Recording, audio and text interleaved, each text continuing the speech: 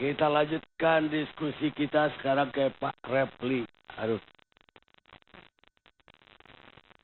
Ya, terima kasih Bang Karni. Sudah malam hari sekali. Kalau kita lihat kemarin ketika Jokowi dilantik di MPR dan kemudian pidato di Monas, maka kan sesungguhnya ada satu kata kunci yang saya catat baik-baik, yaitu kerja keras. Bagaimana Presiden ini ingin bekerja keras dan berlari kencang dalam kesempatan yang pertama. Tapi ternyata, dan saya kira publik menunggu pengumuman para menteri itu segera, tapi rupanya hambatan undang-undang tidak memungkinkan hal tersebut. Kecuali kalau kemudian Presiden Jokowi tidak mengubah apapun dari postur kabinet yang 34 itu.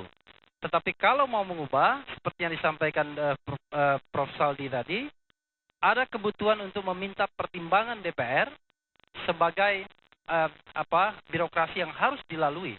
Dan itu 7 hari kerja, tidak hanya 7 hari. Jadi kalau 7 hari kerja, berarti Sabtu Minggu tidak dihitung, maka kemudian 9 hari dari besok misalnya. Maka kemudian publik akan menunggu ini 9 hari kemudian. Nah, jadi penonton kecewa saya kira ya. Nah, ya, penonton kecewa. Posturnya pun Bang Karni tidak bisa diumumkan. Karena yang paling penting itu bukan namanya di dalam pertimbangan itu, tetapi perubahan postur itu, penggabungan, peleburan, dan lain sebagainya. Tetapi yang harus kita pahami adalah, tadi banyak yang mengkritik mengenai jabatan menteri begini. Saya ingin mengatakan dari sisi ketatanegaraan, memang jabatan menteri ini penting. Tetapi jabatan menteri itu memiliki karakter yang berbeda dengan jabatan lainnya, yang misalnya di area misalnya State Auxiliary Agency, atau bahkan jabatan Panglima TNI, jabatan Kapolri, yang itu membutuhkan check and balances, membutuhkan keterlibatan minimal 2 institusi negara. Dalam hal ini Presiden, kadang-kadang Presiden pun menyerahkan mandatnya kepada Timsel, lalu kemudian DPR yang melakukan fit and proper test dan seleksi. Jabatan menteri ini walaupun penting, dia betul-betul hak prerogatif Presiden. Cuma kalau kita bicara tentang prerogatif di level konstitusi, kadang-kadang dia wrong direction ketika kemudian diturunkan di undang-undang dan fenomena politiknya. Sebagai contoh misalnya, kalau tadi dikritik ke perubahan Undang-Undang Dasar 1999 dan 2002, Bu Ratnanya sudah pulang ya. Kami orang tata negara, saya kira Prof. Saldi juga akan mengamini, bahwa sesungguhnya banyak sekali kemajuan-kemajuan yang dicapai dengan perubahan konstitusi tersebut. Pemilihan presiden secara langsung, hadirnya Mahkamah Konstitusi, adanya the second chamber DPD, dan lain sebagainya. Dan ini sebenarnya memberikan karakter check and balances yang jauh lebih kuat dibandingkan Undang-Undang Dasar 1945 versi yang lama. Dan harus diingat, orang lupa, dalam Undang-Undang Dasar versi yang lama itu, 2 presiden jatuh sesungguhnya. Presiden Soekarno pada tahun 67 dan Presiden Gus Dur pada tahun 2001. Dan sekarang, dengan sedikit purifikasi sistem pemerintahan presidensil, walaupun kemudian karakter parlementer masih ada, maka sesungguhnya presiden tidak mudah lagi dijatuhkan. Tetapi kalau kita going into detail kepada pembentukan undang-undang, nah disinilah karakter parlementernya muncul. Karena fenomena politik, sistem presidensil bersatu padu dengan multipartai yang ekstrim. Seperti itu. Kembali kemudian soal kementerian, ya. Sebenarnya ketika kita bicara sistem pemerintahan presidensial tadi, maka kan kita bicara sesuatu das solen sesungguhnya, yang seharusnya. Jadi das solennya selalu orang bicara hak prerogatif presiden, sistem pemerintahan presidensil. Tapi das sainnya adalah saat ini kita hidup dalam fenomena banyaknya partai politik, ada koalisi, ada negosiasi, dan ada kebutuhan akan akuntabilitas publik, good governance, dan clean government. Saya kira apa yang dilakukan oleh Presiden Jokowi adalah jalan tengah, the middle way. Kalau kita bicara tentang prinsip good governance dan clean government, dia tidak ingin mengumbar-umbar nama menteri itu ke publik, karena saya katakan tadi ini karakternya berbeda dengan state auxiliary agency seperti KPU, Bawaslu, dan lain sebagainya, yang memang undang-undang mengharuskan agar kemudian ada masukan dari masyarakat partisipatif, termasuk hakim-hakim konstitusi dan lain sebagainya. Tetapi menteri tidak demikian. Nah, Karena itulah kemudian jalan tengahnya adalah untuk memenuhi syarat yang dimasukkan dalam pasal 22 Undang-Undang Kementerian, bahwa dia harus warga negara Indonesia, harus punya integritas, tidak pernah dihukum karena melakukan tindak pidana yang diancam hukuman 5 tahun atau lebih. Maka kemudian jalan tengahnya adalah meminta konfirmasi KPK. Terakhir, saya ingin sharing mengenai kriteria calon menteri, Bang Karni. Begini, kita harus paham bahwa menteri itu walaupun jabatan penting, dia pembantu presiden. Jadi karakter utama adalah dia harus punya loyalitas 100% kepada presiden. Dan kita tahu bahwa dalam sistem pemerintahan presidensi dan bukan parlementer, mandat rakyat itu diberikan kepada seorang presiden. Mandat itu bukan diberikan pada partai politik. Karena itu kemudian perwujudan visi dan misi presidenlah itu yang harus dipertanggungjawabkan oleh presiden terpilih. Dan menteri-menteri harus bekerja di area sana. Nah karena itu kalau saya masukkan sebagai contoh misalnya, ada menteri yang masih merangkap jabatan di partai politik sebagai pengurus teras, atau bahkan ketua umum partai politik, maka dia memiliki 2 mandat yang sama beratnya untuk dilaksanakan. Dan kemudian akan konfliktif. Mandat pertama adalah mandat dari presiden untuk membantu dalam mewujudkan visi dan misi. Mandat kedua adalah dari konstituen partai tersebut, dari anggota partai tersebut, untuk menjaga partai dan mungkin memenangkan pemilu berikutnya atau menjaga kemenangan pada pemilu berikutnya. Tidak mungkin ini disatukan. Karena itu pilihan yang paling realistis adalah kalau mau menjadi pembantu presiden harus loyal 100%.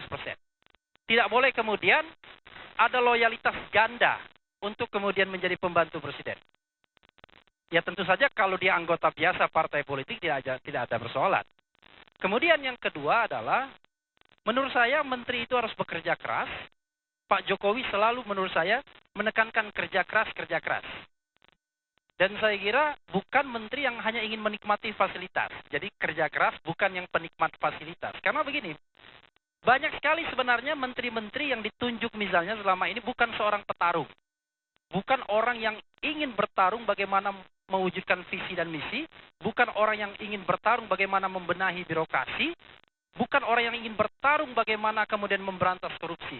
Yang terjadi adalah mereka penikmat fasilitas, penikmat jabatan.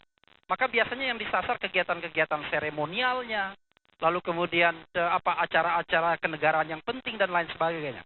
Tetapi ketika kita melakukan evaluasi terhadap kementerian tersebut secara objektif, kita tidak menemukan ada perbaikan-perbaikan yang signifikan.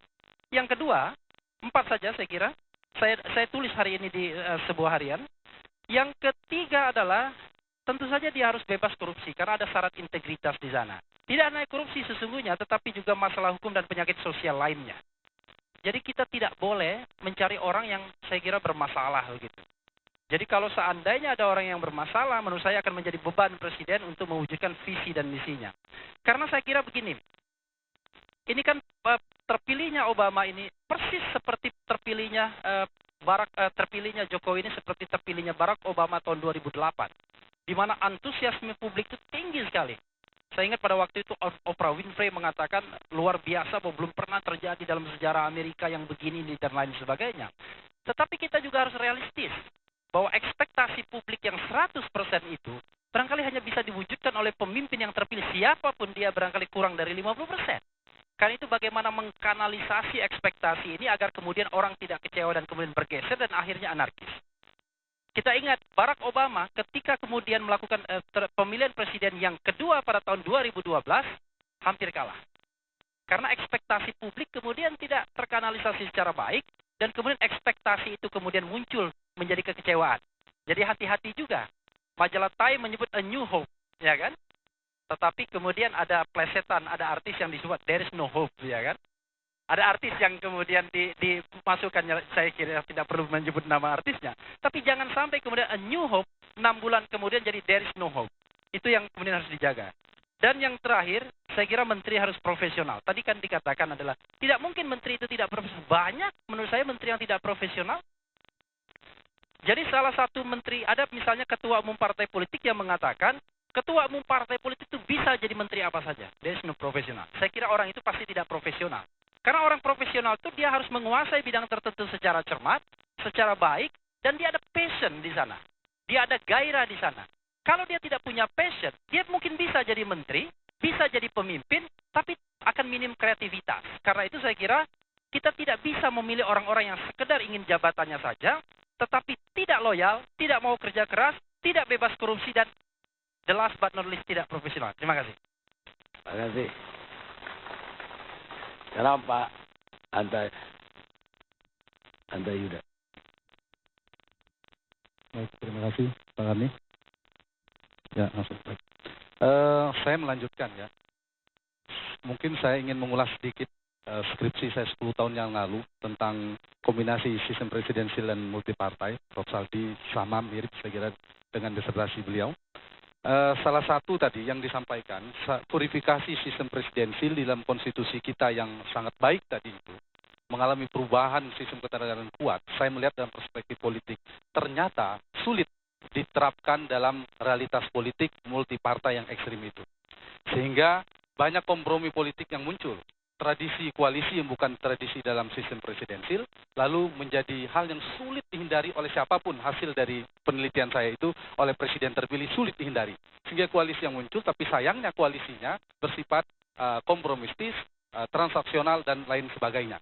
Nah, lalu bagaimana membangun koalisi? Pertanyaannya. Berdasarkan hasil riset saya itu adalah, salah satunya adalah kompensasinya, mendapatkan dukungan di parlemen, tetapi mendapatkan jatah menteri. Itu satu hal. Ada banyak hal yang muncul pada saat itu, dan kesimpulan saya pada saat itu adalah problem penataan sistem, dan yang kedua adalah personalitas dan gaya kepemimpinan seorang presiden yang menentukan. Nah, hal yang sulit dihindari menurut saya, dan justru ini kompromi kepresidenan Yudhoyono menjadi faktor pengaman kekuasaan Yudhoyono, kesimpulan saya pada saat itu. Salah satunya adalah hak prerogatif presiden tereduksi. Sulit dihindari. Yang kedua adalah pola intervensi partai dan akomodasi seorang presiden terpilih dalam pembentukan kabinet. Yang ketiga adalah kabinetnya akan koalisi. Dan yang keempat adalah munculnya dualisme loyalitas menteri. Lalu saya ingin mengkonfirmasi hari ini, dan saya pikir ada niat baik kalau bahasanya Pak Akbar Faisal, atau janji indah dalam bahasa politiknya yang disampaikan oleh Pak Jokowi 3 hal. 1, koalisi tanpa syarat. Saat itu disampaikan tanggalnya di mananya saya mencatat nih, kebetulan datanya saya persingkat saja. Kemudian kedua adalah larangan rangkap jabatan. Yang ketiga adalah kabinet ramping. Semua ini adalah positif. 1, kalau saya melihat dalam konteks realistik, ini bisa jadi akan menyandera Pak Jokowi sendiri ketika terpilih menjadi presiden. Atas 3 hal ini. Ketika ada komposisi 18 menteri untuk profesional, lalu 16 untuk partai politik. Lalu yang kedua, kita juga bisa melihat dalam perspektif lebih idealis. Tadi itu idealis, realistis, kalau ini mungkin utopis yang ini menurut saya. Adalah mendobrak, berusaha untuk mendobrak, menerobos sesuatu yang baru. Ujiannya itu. Nah, saya ingin mencatat beberapa hal yang tadi saya disampaikan. Maka, apakah betul berhasil Pak Jokowi melakukan ini? Menurut saya kalau bicara realistis, maka akan sulit dilakukan dan terbukti ada beberapa hal. Salah satunya adalah soal yang tadi, kemungkinan muncul tanpa rangkap jabatan dan seterusnya itu akan menimbulkan kompromi politik yang menurut saya luar biasa. Nah, kalau kita membaca tadi soal ada beberapa 1, 2, 3 parameter menteri, saya kira kita bersepakat semua, tetapi saya ingin membacanya ketika Pak Jokowi, hasil riset saya tentang Pak SBY yang intervensi ketua umum partai, para partai politik yang cukup banyak mendikte tanda petik partai sehingga mereduksi partai politik, itu bisa membacanya dalam 2 perspektif. 1, betul Pak Jokowi memang punya keinginan untuk merubah, memperkuat, mempertahankan sistem presidensil. Atau yang kedua, ini adalah strategi politik yang menurut saya cukup jitu ketika ada 3 hal yang dimunculkan. Versi relawan cukup banyak sekali. Dulu pemandangan 5 tahun yang lalu, 10 tahun yang lalu yang muncul adalah versi partai politik. Yang dikedepankan adalah menteri-menteri dari partai politik, tetapi saat ini paling tidak banyak versi. Itu untuk mengimbangi yang pertama. Yang kedua adalah larangan rangkap jabatan. Dan ternyata hari ini terkonfirmasi Muhaimin Iskandar lebih memilih ketua umum. Ditambah lagi adalah strategi untuk menjaga integritas, kapabilitas dan seterusnya tadi melalui KPK dan PPATK. Jadi bisa dibaca 2 hal ya, saya kira kita tetap memberi kesempatan karena kabinetnya belum diumumkan, ini belum bisa diuji. Kalau ternyata itu teruji, bisa dilakukan, upaya ini menurut saya upaya Pak Jokowi untuk mengimbangi berbagai macam kompromi yang muncul tadi. Nah, 1 itu. Mungkin yang kedua ingin saya sampaikan adalah soal waktu. Soal waktu Pak Jokowi kencang sekali berulang-ulang mengatakan, ini kabinet kerja dan kerja. Saya kira ini akan kita dukung sepenuhnya. Tadinya, sebelum soal 7 hari tadi, saya berpikir, setelah dilantik pada pukul 10 tanggal 20 Oktober itu, pada malam harinya langsung diumumkan oleh Pak Jokowi nama-namanya. Entah Pak Akbar Faisal, Pak Suding, atau siapa namanya dimunculkan. Besoknya, hari kedua dari 1825 hari itu, akan langsung pelantikan. Hari ketiga betul-betul langsung kerja. Tapi nyatanya tidak. Ternyata itu yang mungkin belum diantisipasi oleh tim transisi, menyiapkan ternyata ada nomenklatur harus diperbaiki 7 hari sehingga tidak bisa langsung kerja. Jadi sudah 2 catatan, saya sebagai warga negara harus menahan, jangan kecewa dulu, tahan dulu. Ini ada situasi. Terakhir, satu lagi, menurut saya stabilitas kepresidenan seorang presiden itu ditentukan 2 hal. Satu, dia mendapatkan legitimasi yang kuat dari secara vertikal dari rakyat. Bagaimana menjaga itu? Soal harapan publik. Dan ini harus dijaga. Jangan sampai Pak Jokowi JK salah memahami kecintaan, luapan emosional, hiruk pikuk, gegap gempita yang kemarin itu adalah sebuah ungkapan cinta. Tapi yang ditangkap adalah harapan yang amat berat. Jadi harus dijaga betul. Cara satu untuk menunjukkannya adalah membentuk tim kabinet yang betul-betul bisa menyukseskan agenda Pak Jokowi. Terus segera menuntaskan janji-janji kampanye. Dan saya juga sudah siapkan sebagai warga negara menyiapkan data-data janji-janji kampanye itu sehingga saya paham kapan harus mengapresiasi seorang Jokowi dan kapan harus mengkritisi. Terakhir yang kedua adalah memelihara, menjaga, menghimpun dukungan politik secara horizontal dari DPR. Nah ini yang menurut saya realistis. Karena ketika harus menyukseskan agenda publik, Pak Jokowi tidak bisa lagi meminta dukungan langsung kepada masyarakat, rakyat, dan seterusnya ke DPR. Nah itu dibutuhkan tim negosiasi yang canggih, orang kuat dalam memahami anatomi parlemen partai politik, sehingga saya ingin menambahkan satu kapasitas seorang menteri memiliki topangan politik yang membadai kalau bisa. Karena itu kalau ada dari partai politik, saya tidak anti dari partai politik. Justru dari partai politik, tetapi tidak boleh rangkap jabatan strategis, mereka bisa membangun komunikasi di parlemen. Karena kita beda, kita presidensil, kita bukan parlementer, di mana parlemen dan eksekutifnya melebur. Di sini tidak. Di mana seorang menteri harus menjadi anggota parlemen kalau dalam sistem parlementer. Di sini kita presidensil, jadi harus dipisahkan hal itu. Yang perlu, saya ingin menutupnya, yang membedakan nanti dengan Jokowi dan pendahulunya presiden sebelumnya, bagaimana mengelola koalisi di koalisi Indonesia Hebat. Ini tantangannya, dulu 75% pendukung pemerintahan. Tapi menurut saya kadang datang dan pergi sesuka hati, terutama Golkar dan PKS. Meskipun akhirnya PKS dapat sanksi, Golkar dapat hadiah politik, mendapat jabatan tambahan kursi, kita reshuffle, PKS justru dikurangi. Jadi yang kedua adalah komunikasi ke koalisi merah putih. Jadi ini saya pikir kita tetap memberi kesempatan, kita harus siap-siap, ketika harus mengapresiasi kita apresiasi, ketika harus kritisi mari kita kritisi, mari kita kawal merah putih untuk menuju Indonesia Hebat. Terima kasih. Baik, Alfred dari LBI. Terima kasih. Pada hari ini sebenarnya kita di Yayasan LBI Indonesia juga telah melakukan konversi pers terkait dengan ini sebenarnya. Nah, concern kita sebenarnya bagaimana isu keadilan itu bisa tetap terjaga di dalam kabinet pada saat ini. Nah, kenapa kita katakan ini menjadi concern kita? Karena kita melihat bahwa isu-isu keadilan, terutama tentang akses terhadap keadilan, ini merupakan isu penting yang berkaitan erat dengan Yayasan LBH Indonesia. Kenapa kita katakan akses terhadap keadilan ini penting? Karena pada saat ini mungkin ini ada ya di dalam visi misi dari Jokowi itu sendiri. Tetapi bagaimana implementasi atau administrative of justice-nya itu bisa terlaksana dengan baik. Misalnya kita bisa melihat bahwa kabinet Jokowi, misal contohnya adalah Menteri Hukum dan HAM, kemudian juga adalah kepolisian, kejaksaan. Nah, kalau misalnya kita lihat masih banyak permasalahan-permasalahan terhadap administratif keadilan, seperti contohnya ada rekayasa kasus, intoleransi, kemudian juga permasalahan-permasalahan tidak korupsi, dan kemudian penegakan hukum. Dan ini menjadi catatan penting bagi kita sebenarnya untuk bisa melihat apakah memang postur dan kemudian kapabilitas yang akan diisi sama menteri-menteri tentang keadilan ini bisa memang benar-benar qualified. Nah, kalau misalnya kita lihat secara mendalam pada saat ini, Jokowi hanya memberikan waktu 1 hari kepada KPK untuk men-track dari para calon-calon pemimpin yang ada di kementerian tersebut. Nah, ini bukanlah waktu yang cukup untuk bisa men-track, apalagi ini hanya berbasis pada LHKPN seperti dikatakan oleh Bang Faisal tadi itu.